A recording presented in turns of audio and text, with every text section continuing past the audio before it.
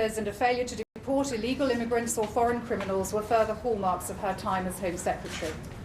Nothing will change if Theresa May wins a huge majority.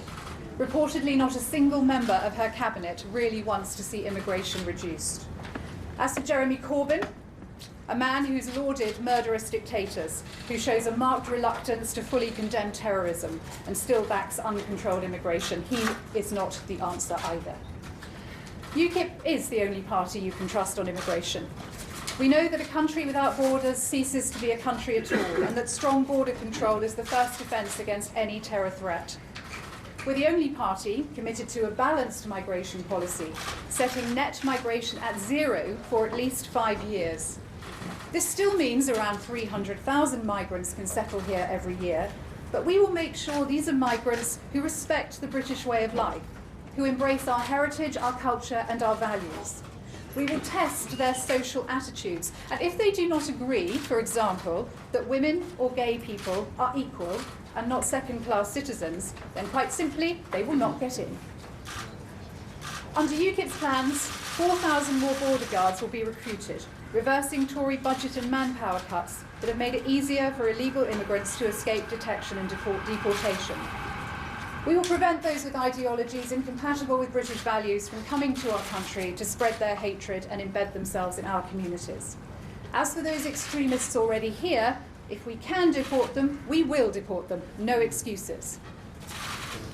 Of course, controlling our borders and immigration alone will not solve this problem. It's too late for that. These measures should have been put in place years ago, and at the very least after 9/11, but the EU and our government failed to act. Combating Islamist terror here requires a dramatic shift in our attitudes, but yet again, only UKIP seems to have the stomach for this.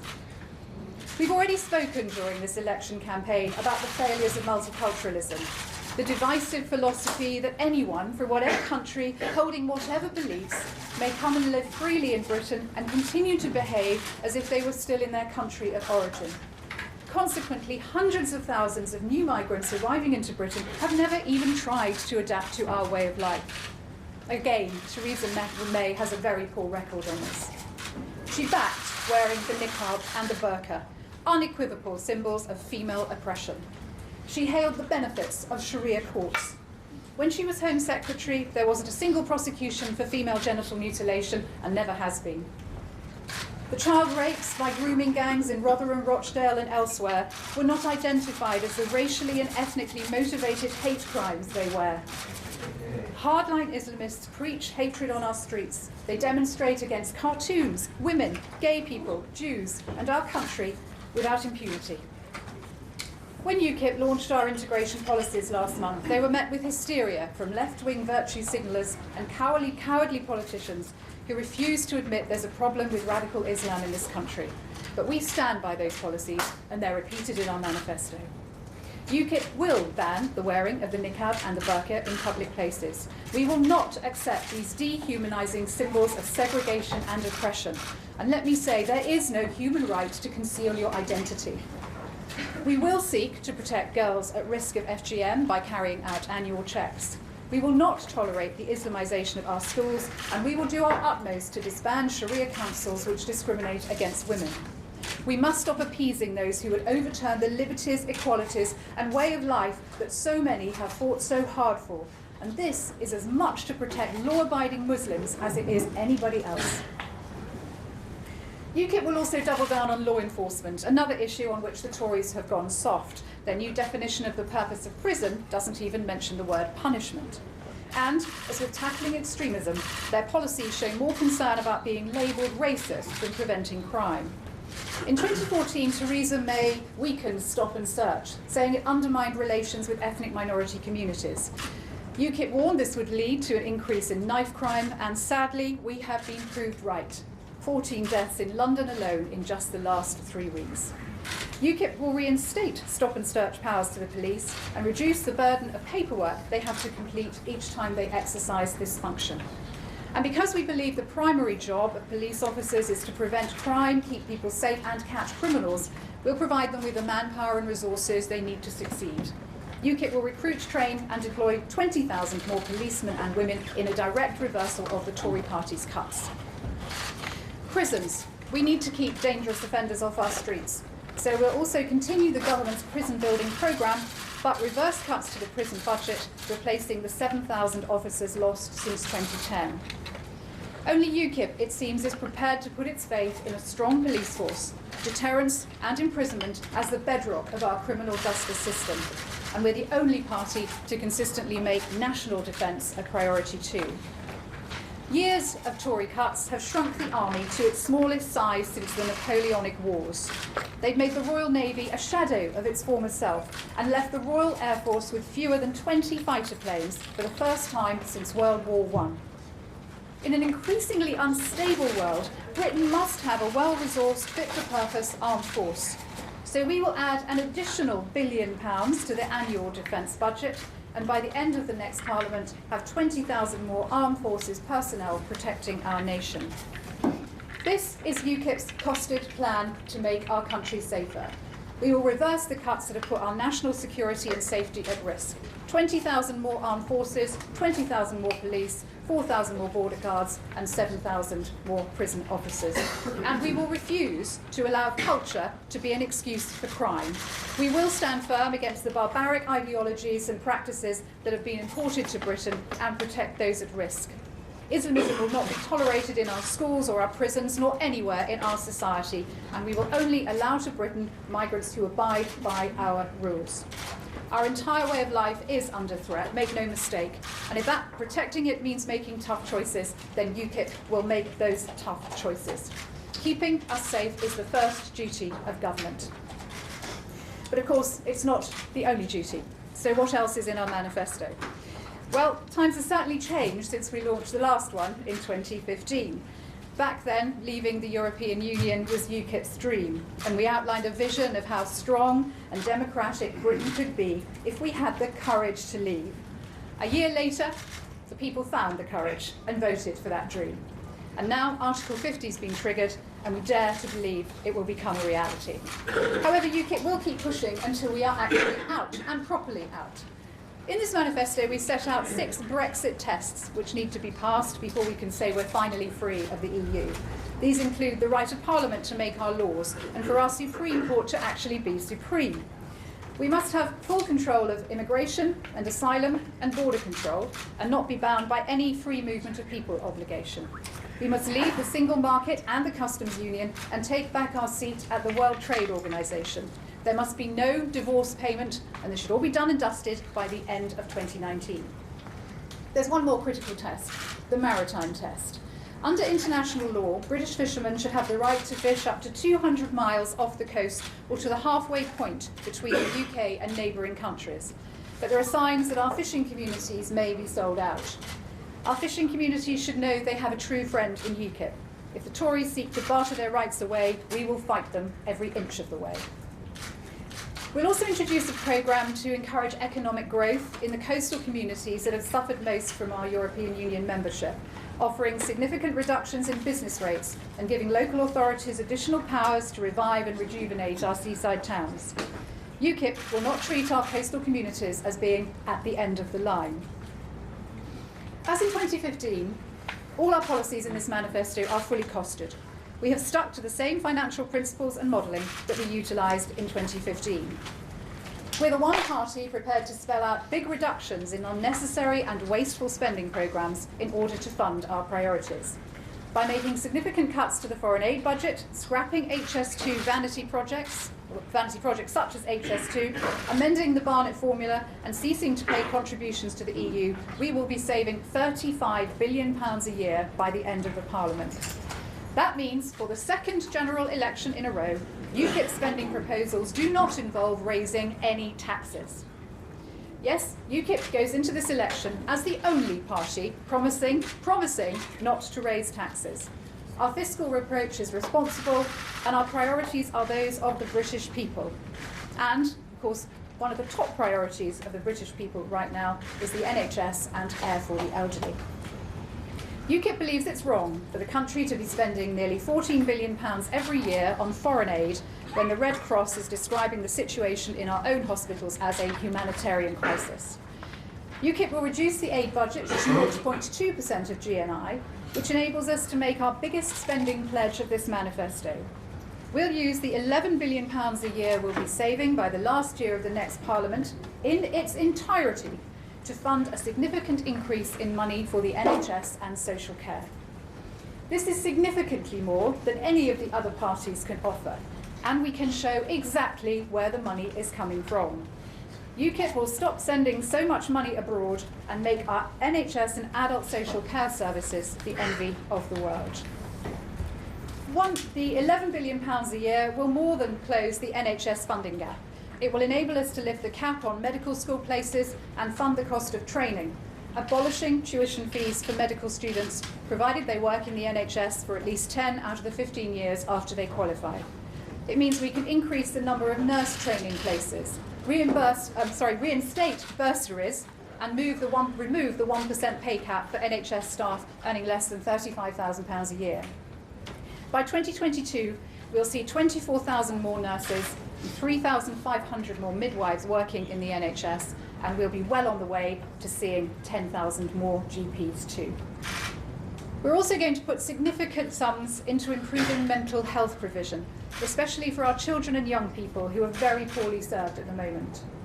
Our plans include developing a national school-based counselling strategy for England on a par with those already operating in Wales and Northern Ireland.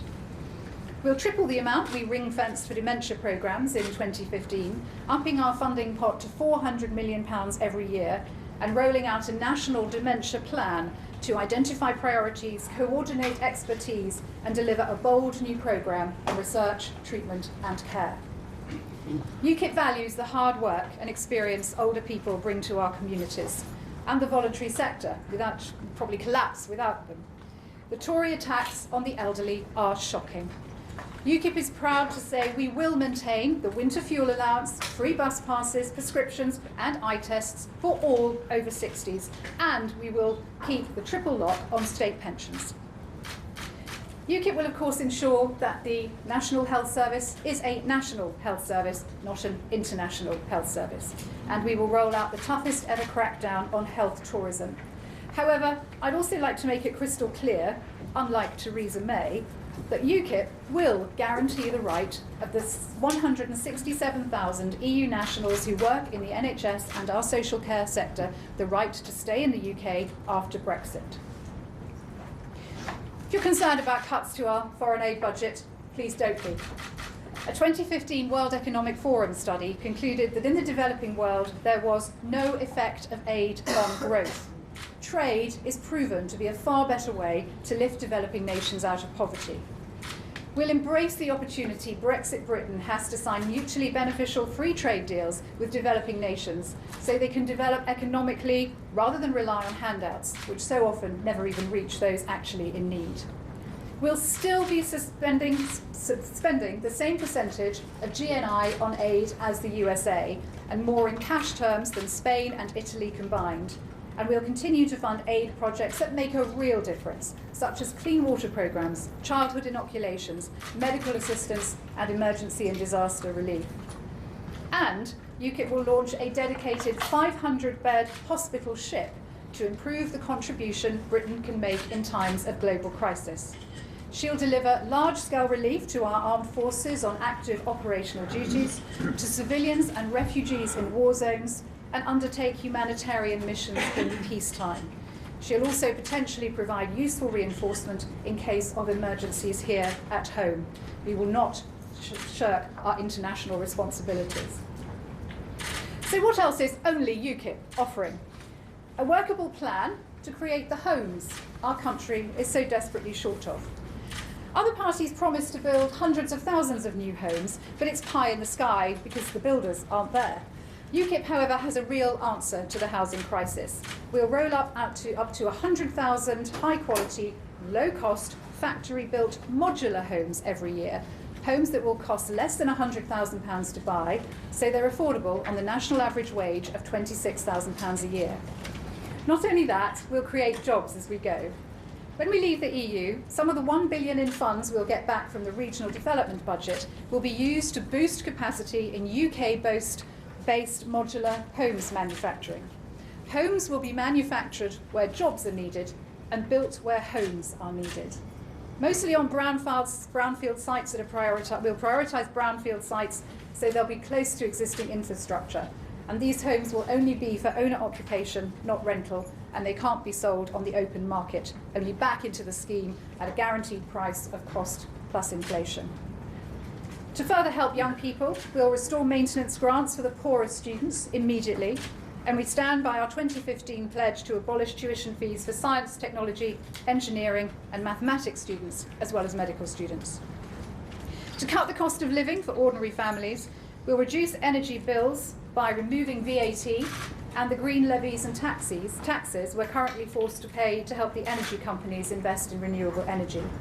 Ukip thinks their profits are high enough already. If they want to invest in renewable energy, they should pay for it themselves. Ukip will also remove VAT from takeaway food, from women's sanitary products, and will scrap the TV licence. These policies will save households an average of £400 a year by 2022. Finally, when Paul Nuttall stood for the leadership of our party, he pledged to create an English Parliament. So that is now in our manifesto. Ukip will put England on the same footing as Scotland, Wales and Northern Ireland.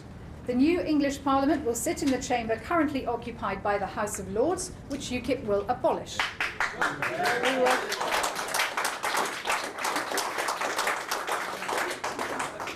I'm surprised that's the most popular policy. There you go.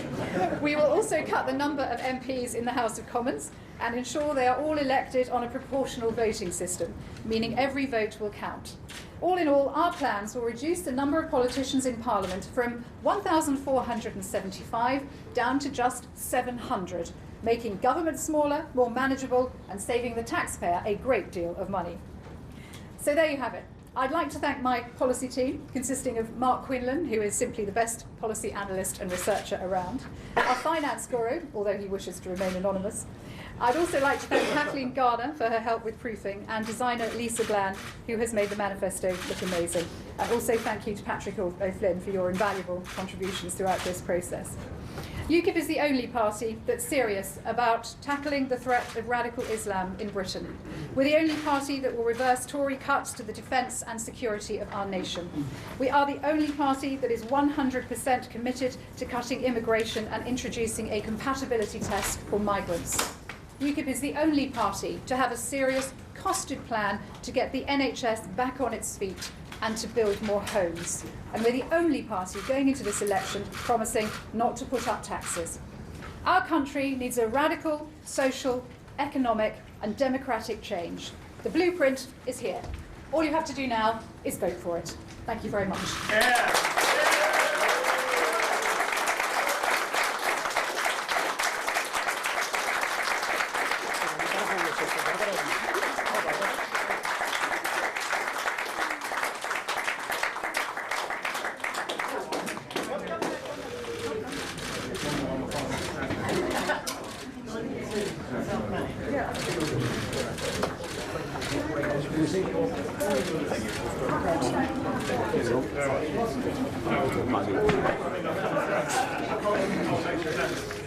Okay, Q&A. Let's start with Michael. Mr. Nuttall, in our opening speech, wasn't that blatantly exploiting Manchester for election? Move on, Paul. No, Michael, it certainly wasn't exploiting Manchester. What I wanted to do was to ensure that the democratic process continued, because the one thing that they hate most about us is our democracy, and they want to see it destroyed. And the best way of telling them that they won't win is by getting out campaigning and debating these issues. So no, it wasn't trying to jump on the back of Manchester or anything like that. It was basically telling these people they will not beat us. Okay? I'll do the broadcast.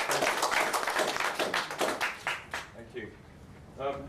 Andy Bell 5 News. Well, following on from that, can you confirm that you haven't added anything in to your manifesto since what happened on Monday night, that everything you presented here was already there before the attack in Manchester? No, it went to print on Saturday night. Okay? Nothing has been added. We'll do broadcast first. Libby Vina, ITV News. You say you're not exploiting Manchester, but you say also that lighting candles is not enough. Isn't that an insult to all the people who have come out?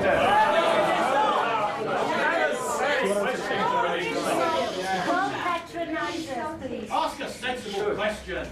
Okay. And we need justice. Yeah? Okay. No, it's not insulting people. You know, people have a right to go out and light candles and, of course, show their grief on Twitter. But for the politicians, it isn't enough. And the problem that we've got at the moment in this country is the politicians are too cowardly to basically say what the real issue is. They like to dodge the question. And we are the only party who's put forward in our manifesto a series of policies which we think will help solve the problem. It's going to be a long process. There's a lot of issues. There's a lot of things that will need to be actioned. But at least we're the only party that is willing to face up and say what the real problem is. So we're not exploiting anything, actually. What we're doing is telling these evil, warped, cruel terrorists who hate our way of life, you will not win. Thank you, BBC News. Mr Nuttall and Ms Evans, you had very strong words for Theresa May's record as Home Secretary. You've accused her of allowing jihadis in. It sounds like you're near as damn it blaming the Prime Minister for this attack and the circumstances that led to it. No, it doesn't. Now the BBC. No. Is that the BBC? Stupid question. Did you ask United players? Don't you understand English? Sorry, show some respect. Please, let's be respectful. No, I'm not accusing the Prime Minister. I'm saying that politicians in this country have been weak on this issue for many years. In terms of her record as Home Secretary, I think it's appalling. This is a Home Secretary who cut the numbers of police officers, cut the number of border guards, cut the number of prison officers. I'm sorry, it isn't a good record at all. But as for blaming her personally for the attack, absolutely not. I'm not doing that. What I am saying is that the politicians in this country are too cowardly at the moment to actually face up to what the real issue is. Yes, Peter Walker from the Guardian newspaper. You said you were great pains to point out at the start of your speech that you do not believe the great majority of Muslim people in Britain are a problem. And yet your manifesto has a very big picture of Gerard Batten in it, who's still your Brexit spokesperson. And immediately after the Manchester attack, he published a blog saying Islam is, he's not talking about Islamism, he's talking about Islam. He's very plain about this. It's a barbaric, regressive ideology that's primitive and backwards.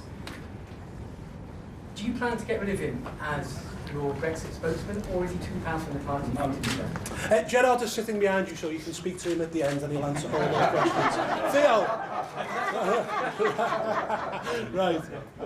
Paul, you had a choice yesterday afternoon when that minute of silence was announced. You could have put back this manifesto to 12 o'clock when the local campaign was being resumed. Instead, in 10 minutes' time, the nation is going to stop to remember the victims. Surely you're exploiting. Theo, we will, of course, we too will take part in that minute silence. Absolutely. We tried to push this back, but the broadcasters told us we couldn't. Okay? That's the bottom line. You know, we wanted to push this back, but we were told we weren't allowed to. Okay? So no, it's got nothing to do with making the lunchtime news at all. I think you're focusing on the wrong problem.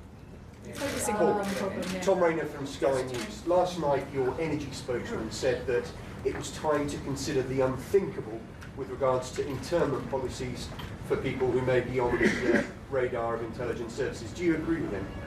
I haven't seen what he said. I don't know where he's actually said that. What I will say is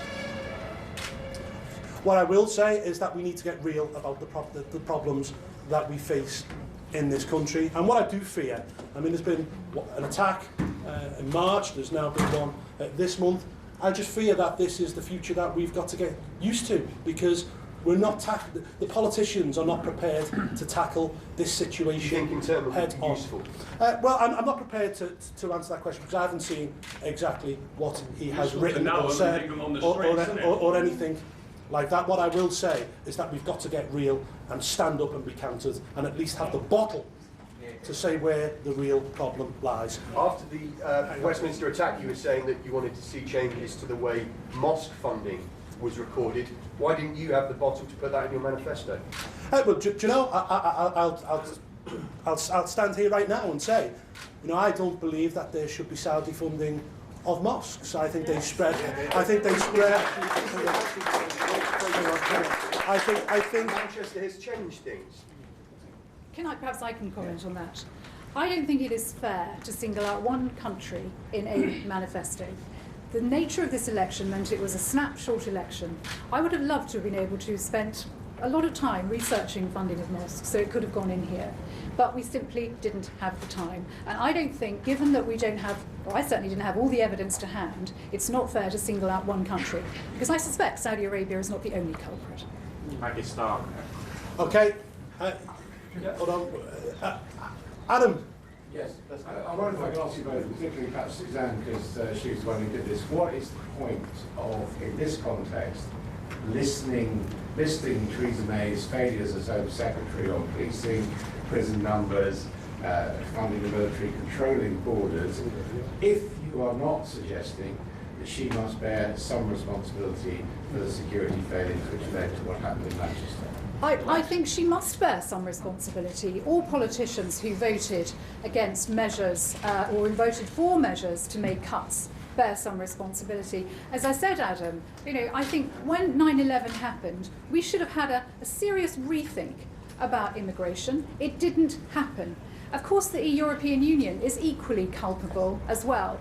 And I also lay a lot of blame at the feet of the commissioners as well, who, as Paul said, were far too cowardly to face up to the real issues in our country and what needs to be done to keep people safe. That has got to be the primary focus of any government, any politician. And frankly, if they're not prepared to stand up and do what needs to be done to keep people safe, then they're simply not fit to govern. I stand by what I said. I'll take one more question because I don't want to push forward towards 11 o'clock. I'll take two. Right. Harry, go on, and then we'll have to... Suzanne said something quite extraordinary there, which was that Theresa May must bear some responsibility for what happened 3 days ago in Manchester. Do you agree with that? I didn't say she must bear, no, I didn't say what she must bear responsibility for. The only person who is responsible for, or people who is responsible for what happened in Manchester are the terrorists. Let me make that absolutely clear. And I think sometimes we are perhaps a little bit too quick to blame other people but the terrorists in these situations. But the circumstances that allowed their ideology to breed, that allowed their hatred to spread, politicians should have taken action on that long ago. And once again, my worry is that we have this horrific, horrific atrocity. And yet in a couple of weeks' time, it will all be forgotten about. And you know, those families won't forget, those families will still be grieving. But my worry is that the politicians will move on and nothing will change. And I think Paul and I both stand here today to say that must not happen.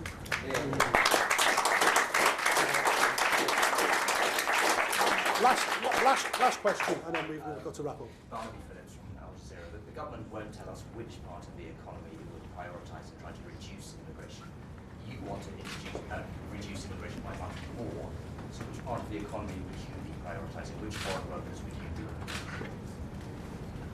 do? Yeah, sure. I mean, we're looking ultimately at foreign workers who have a job to come to, a job where they can sustain themselves and their family. Workers who will actually, you know, be able to contribute economically to this country. But also in our manifesto, we talk about agricultural workers as well. We're conscious that the farming community, for instance, is very aware that it needs to have a period of short migration to be able to get crops in and so on and so forth. So we make accommodation for that in our manifesto too. Most expended? I beg your pardon? Which foreign workers are most expended? I think unskilled, and we've also said in our manifesto that we will put a moratorium on unskilled workers for 5 years, because there are, you know, nearly 1 million young unemployed people in this country. And if there's one thing that makes me sick, it's people who say, oh, they don't want to work, they don't want a job. Well, I'm out on the streets, I talk to them. They do want to work, they do want a job. And there are jobs that they could do very easily with a minimum of training. And these big businesses, I'm afraid, have got to get used to employing British people, training them up, and paying them a decent living wage instead of just importing foreign cheap labour. Allow me Allow me to simply add to that. You know, this morning it's been announced that we've allowed a city the size of Hull to come to our country in the last year net. If we continue on this road, we're going to have a population of 80 million by the middle of this century. It is unsustainable. Something's got to be done, and we're the only party who are honest and realistic about cutting immigration numbers. One, for the reason for social cohesion reasons, and two, we think it's bad for working class communities because it depresses wages. Okay, guys, we're going to have to wrap it up there. Okay. Thank you very much for coming this morning. With the minute silence will take place in 2 minutes time. So thank you very much. Cheers.